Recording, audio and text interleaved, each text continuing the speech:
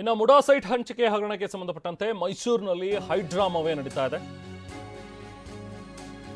MUDA site ಹಂಚಿಕೆ ಹಗರಣಕ್ಕೆ ಸಂಬಂಧಪಟ್ಟಂತೆ ಆಗ್ತಾ ಇರುವಂತಹ ಬೆಳವಣಿಗೆಗಳು ಕಾಂಗ್ರೆಸ್ ಮತ್ತು ಬಿಜೆಪಿ ಕಾರ್ಯಕರ್ತರ ನಡುವೆ ಪ್ರತಿಭಟನೆಯ ಕದನ ಏರ್ಪಟ್ಟಿದೆ. ಒಂದ್ ಕಡೆ ಬಿಜೆಪಿ ಪ್ರತಿಭಟನೆ ನಡೀತಾ ಇದ್ರೆ ಇನ್ನೊಂದ್ ಕಡೆ ಕಾಂಗ್ರೆಸ್ ಪಡೆ ಕೂಡ ಧರಣಿಯನ್ನ ನಡೆಸ್ತಾ ಇದೆ. ಮುಡಾ ಹಗರಣ ಖಂಡಿಸಿ ಬಿಜೆಪಿ ನಾಯಕರು ಬೃಹತ್ ರ್ಯಾಲಿಯನ್ನ ಕೂಡ ಮಾಡಿದ್ದಾರೆ. ರಾಜ್ಯ ಸರ್ಕಾರದ ವಿರುದ್ಧ ಬಿಜೆಪಿ ಕಾರ್ಯಕರ್ತರು ಆಕ್ರೋಶ ವ್ಯಕ್ತಪಡಿಸಿದ್ದಾರೆ. ಇತ್ತ ಬಿಜೆಪಿ ಪ್ರತಿಭಟನೆಗೆ ಕೌಂಟರ್ ಆಗಿ ಕಾಂಗ್ರೆಸ್ ಕೂಡ ಧರಣಿ ಮಾಡ್ತಾ ಇದೆ. ಮುಡಾ ಕಚೇರಿ ಬಳಿ ಜಮಾಯಿಸಿರುವಂತಹ ಕಾಂಗ್ರೆಸ್ನ ಕಾರ್ಯಕರ್ತರು ಬಿಜೆಪಿ ಅವಧಿಯಲ್ಲೇ ಸಾಕಷ್ಟು ಹಗರಣ ಆಗಿದೆ,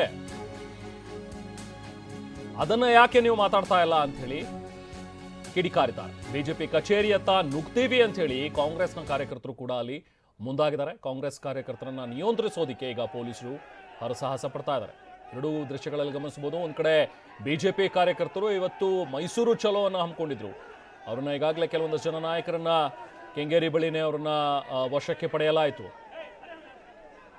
ಸೊ ಆದರೂ ಬಿಜೆಪಿ ತನ್ನ ರ್ಯಾಲಿಯನ್ನು ಮುಂದುವರಿಸಿದೆ ಮೈಸೂರಿನಲ್ಲಿ. ಇನ್ನೊಂದು ಕಡೆ ಕಾಂಗ್ರೆಸ್ ಧರಣಿಯನ್ನು ಮಾಡ್ತಾ ಇರುವಂಥದ್ದು. ಕಾಂಗ್ರೆಸ್ನ ಕಾರ್ಯಕರ್ತರು ಬಿಜೆಪಿಯ ಅವಧಿಯಲ್ಲಿ ಹಗರಣ ನಡೆದಿರೋದಿದು, ವಿನಾಕಾರಣ ಕಾಂಗ್ರೆಸ್ ಮೇಲೆ ಗೂಬೆ ಕೂರಿಸುವಂತಹ ಪ್ರಯತ್ನಗಳಾಗ್ತಾ ಇವೆ ಬಿಜೆಪಿಯಿಂದ ಅಂತ ಹೇಳಿ ಆಕ್ರೋಶ ವ್ಯಕ್ತಪಡಿಸಿದ್ದಾರೆ.